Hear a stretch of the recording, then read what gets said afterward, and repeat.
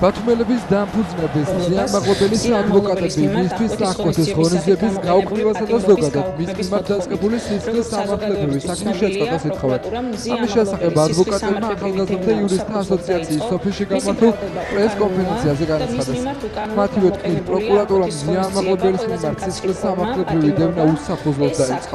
აკმაყოფილებს ყველა იმ კრიტერიუმს, რომელიც პოლიტიკური მოგლობას ზიანმაღლობელის მიმართ აღკვეთის ღონისძიების სახით გამოყენებული პატიმრობის გაუქმების მოთხოვნით. როგორც საზოგადოებისთვის ცნობილია, პროკურატურამ ზიანმაღლობელის სისხლის სამართლებრივი დევნა უსაფუძვლოდ დაიწყო, მისი ბრალდება უკანონოა და მის მიმართ უკანონოდ გამოყენებულია აღკვეთის ღონისძიება, ყველაზე მკაცრი ფორმა, პატიმრობა. ეს საქმე აკმაყოფილებს ყველა იმ კრიტერიუმს, რომელიც პოლიტიკური ნიშნით დევნას ადასტურებს ამ საქმეზე და ჩვენ გვაქვს არაერთი მოთხოვნა, რომელსაც ახლა ქალბატონი მაია წარმოადგენს. მოგესალმებით, ასევე მადლობა ყურადღებისთვის. თავში შეჯამებულად ვეთქვით მოთხოვნებს და ეს მოთხოვნები ცხადია ეყრდნობა უკვე ჩვენს ცოდნას კონკრეტული სისხლის სამართლის საქმის ზიას ბრალდებასთან დაკავშირებით და ასევე მის არასათანადო მოპყრობასთან დაკავშირებით, ანუ ეს მოთხოვნები ეყრდნობა უკვე ჩვენს ცოდნას საქმის მასალებს, რაც არსებობს ერთ საქმეში და მეორე საქმეში. შესაბამისად, ჩვენი მოთხოვნები არის შემდეგი. სასამართლომ დაუშვას დაცვის მხარის შუამდგომლობა, რომელსაც ხვალდივად წარმოადგენს ჩვენ სასამართლოში და გააუქმოს ზიანმაღლობელის მიმართ შერჩეული ბარბაროსულად უკანონო აღკვეთის ღონისძიება, ხაზს უსმევ ამ სიტყვას და გაათავისუფლოს ზიანმაღლობელი უკანონო პატიმრობიდან. 1. საქართველოს პროკურატურამ დაუყოვნებლივ შეწყვიტოს ზიანმაღლობელის უკანონო და манипулირებული ბრალდების საქმე. 2. შემდეგ სპეციალურმა საგამოძიებო სამსახურმა შეასრულოს მასზე დაკისრებული ვალდებულება და სათანადოდ გამოიძიოს ზიანმაღლობელის მიმართ ჩადენილი არასათანადო მოპყრობის ფაქტი. პროკურატურამ მიანიჭოს ზიანმაღლობელს დაზარალებული სტატუსი ამავე საქმეში. საქართველოს პროკურატურამ დაიწყო სისხლის სამართლებრივი დევნა გრიგოლ ბესელიას და მისდამი დაქვემდებარებული პოლიციის შესაბამისი მოხელეების მიმართ ზიანმაღლობელის უკანონო დაკავების და უკანონო ადმინისტრაციული სამართალწარმოების გამო. საქართველოს პროკურატურამ დაიწყო სისხლის სამართლებრივი დევნა ირაკლი გრებუაძის მიმართ 2025 წლის 12 იანვარს დაკავებული ზიანმაღლობელის მიმართ ჩადენილი არასათანადო მოპყრობისა და მეორე 2025 წლის 11 იანვარს ბათუმის აქციაზე ციალა ქათამიძის ასევე უკანონო დაკავების გამო და საქართველოს პროკურატურამ დაიწყოს დევნა შინაგან საქმეთა სამინისტროს ყველა იმ მოხელის წინააღმდეგ, ვინც მიიღო მონაწილეობა 2025 წლის 11-12 იანვრის ბათუმის საპროტესტო აქციის მონაწილეთა უკანონო ადმინისტრაციულ დაკავებასა და უკანონო ადმინისტრაციულ სამართალწარმოებაში. ეს გახლავთ შეჯამებულად ჩვენი მოთხოვნები. ზიანმაღლობელი 32 დღეა შემშილობს, ის რჩება კლინიკა ვივამედში მედიკოსების მეთვალყურეობის ქვეშ. ექიმების თქმით, მისი მდგომარეობა უცვლელია, უტარდება კვლევები და საჭირო მომსახურება. ზიანმაღლობელის ჯანმრთელობის მდგომარეობას მონიტორინგს უწევს სახალხო დამცველის აპარატი. მათი ინფორმაციით მზად არიან ჟურნალისტის სურვილის შემთხვევაში კიდევ ერთხელ შეხვდნენ მას პირადად. ქალბატონი ზიანმაღლობელის მდგომარეობაზე ჩვენ უწყვეტ მონიტორინგს ვახორციელებთ. რა თქმა უნდა,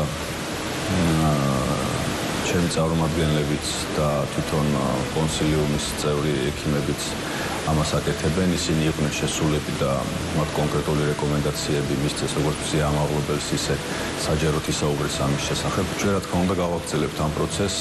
თქვენ იცით, რომ სახალხო დამცველი და მისი აპარატი არ არის ჩართული მკურნალობის პროცესში, ეს არ არის ჩვენი ასე ვთქვათ საქმიანობის ნაწილი. ჩვენი მნიშვნელოვანია, რომ ის მკურნალობა, რაც მას უტარდება, ის პროცედურები, რაც მას უტარდება, იყოს მაქსიმალურად ზედამხედველობის ქვეშ. მე რამდენჯერმე ვიყავი შესული, მას ვესაუბრე. ამ ეტაპზე ჩემი მასთან შესვლის საჭიროება არ არსებობს, მაგრამ მომავალშიც გავაგრძელებ მონახულებას, რა თქმა უნდა, თუ მას ამისურვით. ეკონომიკური პროექტები და არაბული ინვესტიციები ამ თემაზე დუბაის ჩიმჟელობა მიმდინარეობს. მსოფლიო მთავრობათა სამიტის ფარგლებში საქართველოს პრემიერის შეხვედრები გრძელდება. ღონისძიებაში 6000-ზე მეტი სტუმარი არის ჩართული. არაბთა გაერთიანებულ საამიროებში ვიზიტის ფარგლებში საქართველოს პრემიერმა მსოფლიო მთავრობათა სამიტის მონაწილეებს სიტყვითაც მიმართა. ირაკლი კობახიძემ საკუთარ გამოსვლაში, რომელსაც 140-ზე მეტი ქვეყნის დელეგაცია ისმენდა, ყურადღება გაამახვილა კონკურენტუნარიანი ეკონომიკის ხელმისაწვდომობასა და გლობალური კავშირების განვითარებაზე. ამ კონტექსტში პრემიერმა საქართველოსა და არაბთა გაერთიანებული საამიროების სტრატეგიულ მდებარეობაზე გააკეთა აქცენტი და თქვა, რომ საქართველო ემირატებთან რეგიონულ ჰავაჩამოყალიბების პროცესში პარტნიორობას გააძლიერებს. პარალელურად პრემიერმა და სამთავრობო დელეგაციამ არაერთი მაღალი დონის შეხვედრა გამართა სავაჭრო-ეკონომიკური ურთიერთობების განვითარებასთან ერთად განხილვის თემა იყო უცხოური ინვესტიციები. პლატფორმა, სადაც ხდება ძალიან საინტერესო ინფორმაციის ურთიერთგაცვლა, ჩვენს მოგეცა საშუალება რომ ქონოდა შეხვედრები არაერთ სამთავრობო დელეგაციასთან და ასევე ძალიან მნიშვნელოვან ბიზნეს ჯგუფებთან, რომლებიც საქართველოსია დაინტერესებული, მათ შორის არაფორმალური შეხვედრები ქონდა ჩვენ EBRD-სთან, ქონდა Mazda-თან, რომელიც საქართველოში განახლებადი ენერგიებიდან პროექტების განვითარებით არის დაინტერესებული. ეს არის საემიროების ერთ-ერთი მსხვილი ენერგეტიკული კომპანია, სახელმწიფო კომპანია და ვფიქრობ, რომ ეს განახლება ინფორმაციის ყოველთვის სასარგებლოა. მსოფლიო მთავრობათა სამიტი იძლევა შესაძლებლობას, რომ იმ სამმავლო გეგმებთან დაკავშირებით, რომელიც აქვთ მსოფლიო ლიდერებს, მოვისმინოთ ინფორმაცია, განსაკუთრებული ყურადღება და აქტი კეთდება ციფრულ ტექნოლოგიებზე. დღეს იუსტიციის სამინისტროს სახელით მექნება პატივი ხელი მოვაწერო ანდორას სამთავროს ციფრული ტექნოლოგიების და ინოვაციების სახელმწიფო სამდივნოს შორის მემორანდუმს და ეს მემორანდუმი არის ურთიერთგაგების მემორანდუმი, რომელიც შეეხება თანამშრომლობას კიბერუსაფრთხოების სფეროში, რომელიც ითვალისწინებს ასევე ციფრული ტექნოლოგიების და ინოვაციების სფეროში მჭიდრო თანამშრომლობას. ეს კიდევ ერთი წინგადანაბიჯია ტექნოლოგიების საბოტაჟის მცდელობისა და საქართველოს სახელმწიფო ინტერესების ხელყოფის მიზნით პროკურატურაში მიმდინარე გამოძება კვლავ პოლიტიკური შეფასებების თემა. ხელისუფლების ოპონენტების თქმით, ქვეყანასა და ხალხს საბოტაჟი სწორედ ქართული ოცნება უწყობს. მათივე განცხადებით, სახელმწიფო გუნდმა წაართვა საქართველოს მოქალაქეებს არჩევანისა და გამოხატვის თავისუფლება. ქართულ ოცნებაში კი ფიქრობენ, რომ აღნიშნულ საქმეზე საზოგადოების ინტერესი მაღალია და მნიშვნელოვანია, რომ პროკურატურის გარდა გამოძიებაში ჩართული იყოს როგორც სახელმწიფო უშიშროების სამსახური, ასევე შინაგან საქმეთა სამინისტრო.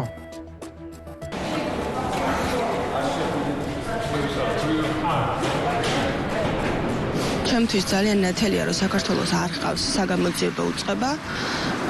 რუსები თუ გამოიძიებენ, ეს გახდება აშკარა. რაც შეეხება საქართველოს სახელმწიფოს, მას საგამოძიებო უწყება ამ ეტაპზე არ ჰყავს, ის დიდი ხანია რუსმა ოლიგარქმა გააუქმა. მაგრამ ახალი არჩევნების და ახალი ხელისუფლების პირობებში ნამდვილად ეყოლება საქართველოს საგამოძიებო უწყებები, რომლებიც კანონის და კონსტიტუციის დაცვის სადარაჯოზე დადგებიან. რაზე უნდა დავგვიბაროთ, უბრალოდ ვერ ხვდები, ეს არის სრული აბსურდი, კიდევ ერთხელ ვიმეორე, პროკურატურას თუ რამის გამოძიება უნდა გამოიძიოს პირველ რიგში ის, რაც არის გამოსაძიებელი. მათ შორის, რადგან გახარიაზე მეკითხებით, გამოიძიოს ის, თუ რეალურად ვინ დაგეგმა და ვინ შეუკვეთა გახარიაზე ფიზიკური ძალადობა ბათუმში, ჟერატონში, რასთან დაკავშირებითაც ჩვენ ამდენი ხანია უკვე ვითხოვთ კადრების გადმოცემას, მაგრამ პროკურატურამ ეს კადრები ბათუმის ჟერატონისგან მძევლად აიყვანა. ასე რომ პროკურატურა ძალიან ბევრი რამეა გამოსაძიებელი და პირველ რიგში მიხედოს ამას. და სხვა დანარჩენზე მერე ვისაუბროთ. მე ყველას უჩევდი, რომ თავი შეიკავოს პოლიტიკური შეფასებებისაგან, მით უმეტეს, როდესაც ხდება ამ პროცესი უკვე თავიდანვე დისკრედიტაცია, შეფასებები გააკეთონ მას შემდეგ, რაც პროკურატურა დადებთ თითოეულ საქმეს. მე უჩევდი, რომ თხილად იყვნენ, იმიტომ რომ აღმოჩნდება ხოლმე როგორც წესი, რომ პროკურატურა აბსოლუტურად დეტალურად სწავლობს ყველა საკითხს და კონკრეტული ფაქტები გამოაქვს ხოლმე საზოგადოებისთვის სააშკარაოდ. ეს არის ძალიან მნიშვნელოვანი საქმე თითოეული ჩვენგანისთვის, ძალიან ზოგადად ქვეყნისთვის, ძალიან სერიოზულად ვიყიდებით ჩვენ ამ თემას, იმიტომ რომ საქმე გვაქვს არა ერთ რომელიმე უწყინარ მიმდინარეობ თუ პროცესთან, არამედ ძალიან სერიოზულ სახელმწიფოს წინააღმდეგ მიმართულ ძალიან სერიოზულ შესაძლო დანაშაულთან. საბოტაჟის მცდელობის საქმეზე დაკითხვები დღესაც გრძელდება. პროკურატურის შეკითხვებს საზოგადოებრივი მოძრაობის ერთიანი ნეიტრალური საქართველოს წარმომადგენელმა ბატო შაქარიშვილმა უპასუხა. უწყებიდან გამოსვლის შემდეგ მან განაცხადა, რომ გამოძიებას ყველა საჭირო ინფორმაცია და მტკიცებულება მიაწოდა. ბატო შაქარაშვილი არ გამორიცხავს გამოძიება კიდევ ორი მუხლით დაინტერესდეს სისხლის სამართლის საქმეზე. გამოძიების დაწყება საფუძვლად დაედო საზოგადოებრივი მოძრაობა ერთიანი ნეიტრალური საქართველოს წარმომადგენლების მიერ საქართველოს გენერალურ პროკურატურაში შეტანილი განცხადება. დანაშაული 5-დან 10 წლამდე და 7-დან 15 წლამდე პატიმრობას ითვალისწინებს.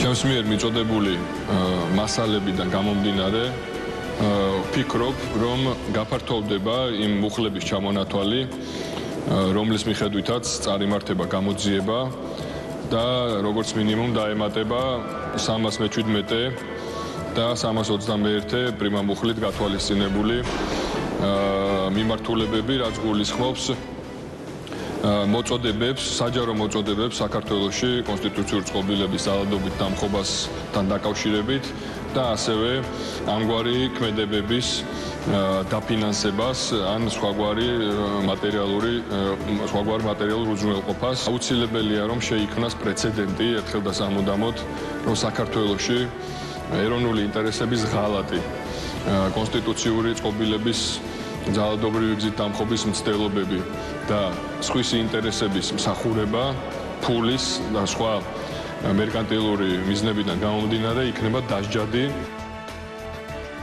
თბილისის საქალაქო სასამართლოში რეჟიმის პატიმრის ანდრე კვარაცხელიას სასამართლო პროცესი იმართება. პროკურატურა მას პოლიციელზე თავდასხმას ედავება და ამტკიცებს, რომ მოლოტოვის კოქტეილი ისროლა. კვარაცხელიას ადვოკატის თქმით, ბრალდება ეყრდნობა ვიდეო მტკიცებულებას, რომელშიც საერთოდ არ აღიქმება ვინ არის პირი, რომელიც აღნიშნულ კადრებში ჩანს. 25 წლის ანზორ კვარაცხელია 5 დეკემბერს საკუთარ სახლში სისხლის სამართლის კოდექსის 353 პრიმა მუხლით დააკავეს, რაც პოლიციელზე თავდასხმას გულისხმობს.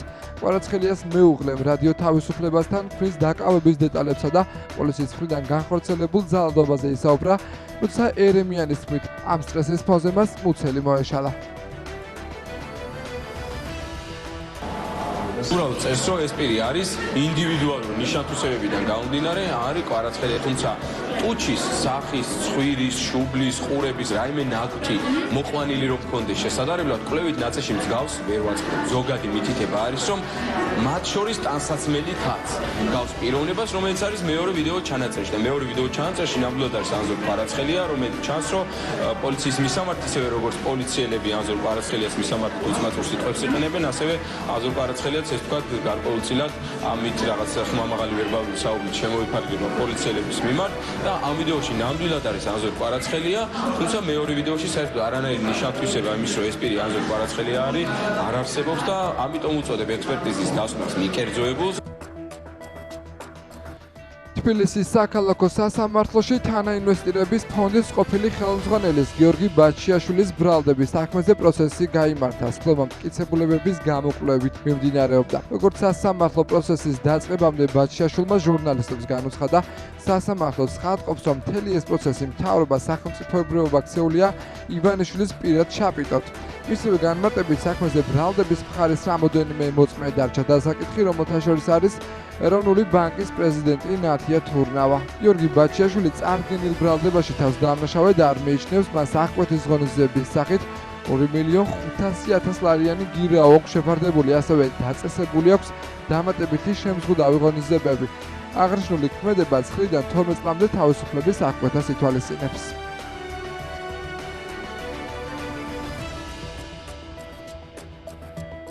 ეს იყო სამხარაულის დაცვა, რომელმაც ვერ დაადგინა, ვერ იცნო ჩემი და ივანიშვილის ხმა საუბარში. ჩვენ გვაქვს გადაგზავნილი ეს ჩანაწერი გერმანიაში, იყო ჩამოსული გერმანელი სპეციალისტი, რომლებიც იკვლევენ ამ ჩანაწერს.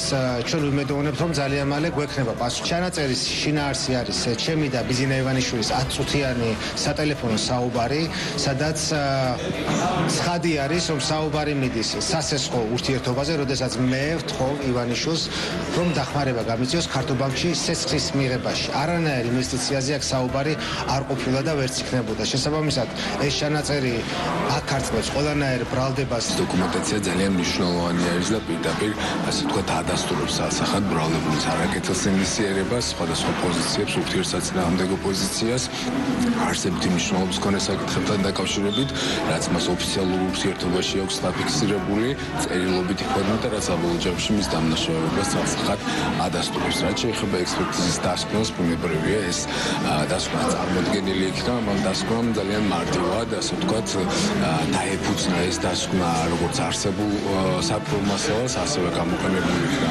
უმთავრესად, რა თქმა უნდა, როგორც ესე არის პროგრამული უზრუნველყოფა და ძალიან მარტივად დადგინდა შემდეგი რამ, რომ ეს, ასე ვთქვათ, ჩანაწერი არ არის ავთენტური და მასზე ძალიან ბევრი მონტაჟის კვალი დგინდება. ქვეყნისთვის მთავარია სუვერენიტეტი და დამოუკიდებლობა, ამისთვის კი აუცილებელია გამჭვირვალობა. სახელმწიფო გუნდი გამჭვირვალობის კანონის ამერიკული ვერსიის ეფექტიანობაზე საუბრობს. მართულ გუნდში მიაშნიათ, რომ ამერიკული ფარა სასლის საქართველოში გადმოტანა ქვეყნის სუვერენიტეტს კიდევ უფრო გააძლიერებს. საკითხზე კომენტარი დღეს მთავრობის მეთაურმაც გააკეთა.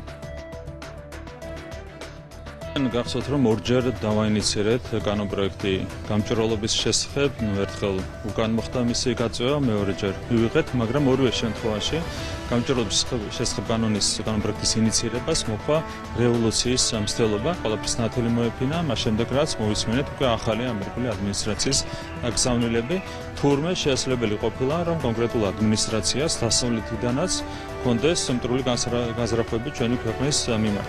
სწორედ ამიტომ ამბობთ ერთ რამის. მთავარი არის სუვერენიტეტი, მთავარია ქვეყნის დამოუკიდებლობა, მთავარია გამჭვირვალობა, ხალხისთვის გამჭვირვალე უნდა იყოს ნებისმიერი ცენტრი, რომელიც შემოდის ჩვენს ქვეყანაში, იმისათვის, რომ ჩვენი უსაფრთხოება იყოს ბოლომდე დაცული. ის ნაბიჯები, რაც დღეს იქმნება ვაშინგტონში, არის ერთგვარი გაგრძელება თუ აღიარება იმ ფაქტების თუ იმ პოზიციების, რასაც ჩვენ ძალიან დიდი ხანია ვაჭრებდით, რაზედაც დიდი ხანია ვსაუბრობდით და უკავშირდებოდა უცხო ქვეყნების დაფინანსებებს, მათ შორის დონორების თანხების სწორად თუ არასწორად გამოყენება სხვადასხვა ქვეყნების შიდა პოლიტიკაში. ამ შემთხვევაში ჩვენ რა თქმა უნდა ვსაუბრობდით ჩვენ საკუთარ ქვეყანაზე, იმ უარყოფით როლზე, რა როლსაც თამაშობდნენ სხვადასხვა დამფინანსებლები საქართველოში და დღეს უკვე ვხედავთ, რომ ძალიან აქტიურად ხდება იგივე საკითხებზე საუბარი ვაშინგტონში. სად არის ის არასამთავრობოები, ეს კოლექტიური გიგაურები და ლომჯარიები, აქ მომბებიც იმას რომ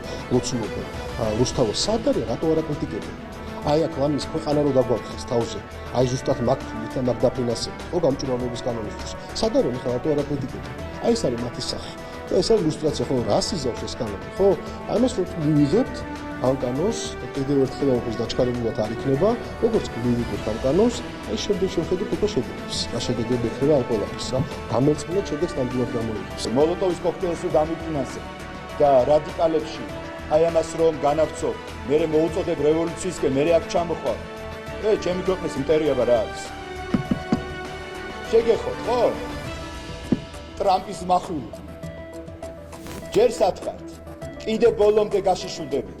ნებისმიერი სახელმწიფოს წარმომადგენლობა და საელჩოები და ელჩებისთვის მაგალითი იქნება, როგორ არ უნდა მოიქცეს. თორე ეს არის სახელმწიფო უდიდესი ისტორიით, უდიდესი კულტურით, სამართლებრივი სახელმწიფო, სადაც არც ერთ ელჩს, ან საელჩოს, ან საერთაშორისო ორგანიზაციას არ გაუტარებთ შიდა საქმეებში ჩარევას. თუ ვინმე იტყვის, რომ ფარას კანონი არის რუსული, რასაც ამბობდნენ და ასე შემდგომ, მიმართონ ამერიკის ხელისუფლებას, რატომ მოქმედებს ამერიკაში რუსული კანონი და რეპრესიული კანონი.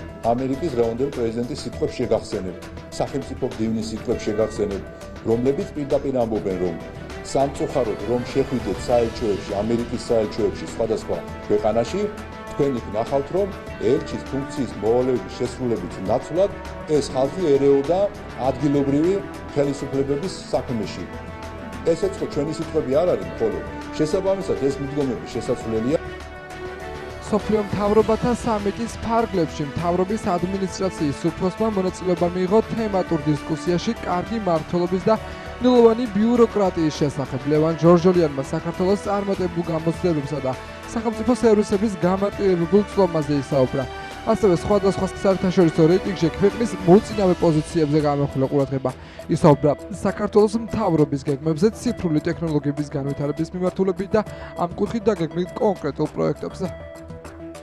ბატონო ლევან, თქვენ ბრძანდებით საქართველოს მთავრობის ადმინისტრაციის უფროსი. გუშინ თქვენს გუნდსაც ვესაუბრებოდი, რომ თქვენი ქვეყანა ბევრი ნიშნით არის გამორჩეული. ძლიერი გზავნილია ის, რომ შემოსავლების სამსახურის, იუსტიციის სახლებისა და პოლიციის შენობების შუშისაა. ეს გამჭვირვალობაზე მკაფიო აქცენტს აკეთებს. მართალი ვიქნები თუ ვიტყვი, რომ ამის პარალელურად ხდებოდა ბიუროკრატიის ეგრეთ წოდებული წითელი ლენტის ჭრა. ყოველივე ამით საქართველოში მანამდე არსებული სისტემა მკვეთრად შეიცვალა. საქართველო ერთ-ერთი ყველაზე ამბიციური ქვეყანაა საჯარო სერვისების მიწოდების მხრივ. ეს უმარტივებს ცხოვრებას მოქალაქეებს და ბიზნეს სუბიექტებს.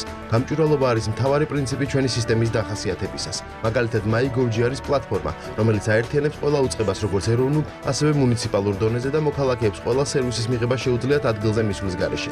იუსტიციის სახლები ის უნიკალური სივრცეებია, სადაც 500-ზე მეტი საჯარო სერვისის მიღებაა შესაძლებელი. თავადების მოწმობის მიღებიდან დაწყებული, ნებისმიერი შეთანხმების თუ კონტრაქტის გამოწვევითა და რეგისტრაციით დამთავრებული. ჩვენ ვაპირებთ ქვეყნის 64-ვე მუნიციპალიტეტი მოვიცვათ და ყოველდღიურ რეჟიმში მუშაობთ ამ სისტემის დახვეწაზე. ეს ხელს უწყობს პირდაპირ უცხოური ინვესტიციების მოზიდვას, რაც ძალიან მნიშვნელოვანია საქართველოსთვის. ჩვენ ერთ-ერთი ყველაზე გამარტივებული საგადასახადო სისტემა გვაქვს საქართველოში. ავტომატურად ხდება დამატებითი ღირებულების გადასახადის კუთხით წარმოქმნილი ზედმეტობის დაბრუნება. ეს სისტემა ავტომატიზირებულია, რაც დიდი სარგებელია ბიზნეს სუბიექტებისთვის. ასევე მსოფლიოში ერთ-ერთი ყველაზე ღია ეკონომიკა გვაქვს და შეიძლება ითქვას, რომ ესტონეთისა და სინგაპურის გვერდით ვდგავართ. ამას საერთაშორისო რეიტინგები და ინდექსები ცხადყოფს. ჩვენთან კორუფციის დონე ერთ-ერთი ყველაზე დაბალი მსოფლიოში. ესეც მნიშვნელოვანი ფაქტორია ბიუროკრატიის აღმოფხვის თვალსაზრისით. ჩვენ ამ ნიშნით ვუსწრებთ ევროკავშირის ყველა კანდიდატ ქვეყანასა და რამდენიმე წევრ სახელმწიფოსაც. ვმუშაობთ იმაზე, რომ პირველ სამეულში აღმოჩნდეთ. ეს ჩვენი მთავარი მიზანი და პრიორიტეტია.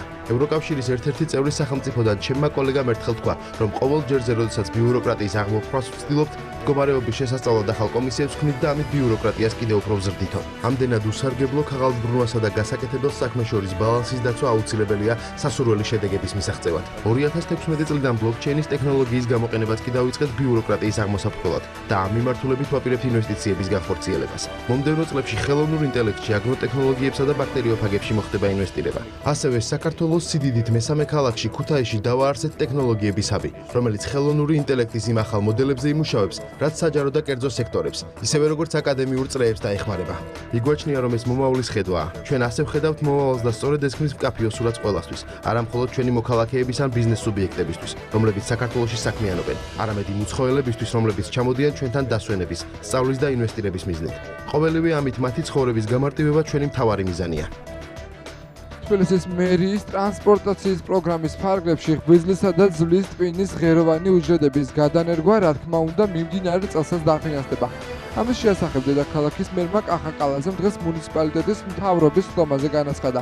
მერის თქმით, თბილისის მერია ბევრ მნიშვნელოვან პროგრამას ახორციელებს სოციალური და ჯანდაცვის, მათ შორის ინფრასტრუქტურული მიმართულებით. თქვენი ცით რომ ჩვენ გვაქვს ბევრი მნიშვნელოვანი პროგრამა სოციალური და ჯანდაცვის მიმართულებით. აღნიშნული პროგრამები მნიშვნელოვანი იქიდან გამომდინარე, რომ ჯერ კიდევ არსებობს ოჯახები, ადამიანები, ვისაც ჭირდება ჩვენი მხრიდან თანადგომა, მხარდაჭერა. დღეს მინდა საზოგადოებას მივაწოდო ინფორმაცია თბილისის მერიის ტრანსპორტაციის პროგრამის ფარგლებში ღვიძლისა და ძვლის ტვინის ღეროვანი უჯრედების გადანერგვა, რა თქმა უნდა, წელსაც ფინანსდება. ღეროვანი უჯრედების ტრანსპორტაციის შემთხვევაში ჯანდაცვისა და სოციალური მომსახურების საქალაქო სამსახური გადანერგვის წინაკლებებს მაღალ დოზირებულ ქიმიოთერაპიას, სამი სახის ტრანსპლანტაციას, არის აუტოლოგიური, ალოგენური, ჰაპლოიდენტური გადანერგვის წინა და შემდგომი პერიოდის მართვას აფინანსებს სრულად. თბილისის მერია ერთი პაციენტის დასაფინანსებლად 10.000-დან 235.000 ლარამდე გამოყოფს. 2024 წელს ჩვენ 101 შემთხვევა გავაფინანსეთ, ვისთვისაც საქართველოსა და უცხოეთის კლინიკებში დაახლოებით 7 მილიონი ნახევარი ლარი დაიხარჯა. ჩვენ გასულ წელს დავიწყეთ ასევე ახალი პროგრამის განხორციელება, რაც ვფიქრობ ძალიან მნიშვნელოვანია. გასულ წელს საქართველოში ღეროვანი უჯრედების დონორთა რეესტრის შექმნის მიზნით ადამიანური ლეიკოციტის ანტიგენის HLA განსაზღვრისთვის საჭირო კვლევების დაფინანსება დაიწყო. აღნიშნული კვლევა 133 მოხალისედ დარეგისტრირებულ და პოტენციურ დონორს დაუფინანსდა. რაც შეეხება ღვიძლის გადანერგვას, აღნიშნული საჭიროების შემთხვევაში დღეისთვის პროგრამით გათვალისწინებული დაფინანსება ხდება სრულად და ერთი მოქალაქისთვის 120,000 ლარი გამოიყოფა. პროგრამის დაწყებიდან 2018 წლიდან დღემდე საქართველოში ღვიძლის გადანერგვის 50 შემთხვევა დაფინანსდა, რაც ვფიქრობ ძალიან მნიშვნელოვანია. აღნიშნული პროგრამის განხორციელების შედეგად ათეულობით ადამიანის სიცოცხლის გახანგრძლივება და შენარჩუნება გახდა შესაძლებელი. კიდევ ერთხელ მინდა ამ ადამიანებს ჯანმრთელობა უსურვო და ყველა იმ ადამიანს, ვისაც აქვს გარკვეული საჭიროებები, მუნიციპალიტეტი ყოველთვის მზად არის გვერდით დაგიდგეთ, დაგეხმაროთ, მოვახდინოთ დაფინანსება, ისარგებლოთ იმ პროგრამებით, რომელიც იქნა ჩვენი მხრიდან დანერგილი. რაც შეეხება ზოგადად ტრანსპორტაციის პროგრამას, 2025 წლის ბიუჯეტში 10 მილიონ ლარამდე არის განსაზღვრული. პირველ რიგში მინდა ყველა ჯანმრთელობა უსურვო, რა თქმა უნდა, თუმცა საჭიროების შემთხვევაში მუნიციპალიტეტი მაქსიმალურად გვერდით დაგიდგებათ იმ ოჯახებს და იმ ადამიანებს, ვისაც გარკვეული საჭიროებები აქვთ. რა თქმა უნდა, ასევე მნიშვნელოვანია ინფრასტრუქტურული პროექტები, რომელიც ბიუჯეტში ასახულია. ბევრი მნიშვნელოვანი სამუშაოები იქნება ჩატარებული წელს დედაქალაქის მასშტაბით სხვადასხვა რაიონებში, უბნებში. დღეს მინდა მოგაწოდოთ ინფორმაცია თბილისის მერიის ინფრასტრუქტურის განვითარების სამსახური კიდევ ერთ პროექტის განხორციელებას იწყებს. კონკრეტულად ეს არის ისნის რაიონში. დაიგეგმა აწყურის ქუჩის სრული რეაბილიტაცია და განახლება. აღნიშნული ქუჩის ინფრასტრუქტურა საკმაოდ მძიმე მდგომარეობაშია. მოძველებული და ამორტიზირებული მიწისქვეშა საინჟინრო კომუნიკაციების გამო გზის საფარი ძალიან დაზიანებულია, გადაადგილება ჭირს ავტომობილებით, რაც იწვევს შეფერხებას, დისკომფორტს, უქმნის ადგილობრივ მოსახლეობას და მივიღეთ გადაწყვეტილება დაგვეწყო აღნიშნული ქუჩის განახლება, რეაბილიტაცია, მოწესრიგება. გასულ წლებში ლეხკანჩისკის ქუჩის რეაბილიტაციის ფარგლებში აწყურის ქუჩის მცირე ნაწილი მოწესრიგდა, თუმცა მთლიანად ქუჩა სარეაბილიტაციოა და პირველ რიგში რაც არის გასაკეთებელი, ეს არის მიწისქვეშა კომუნიკაციები.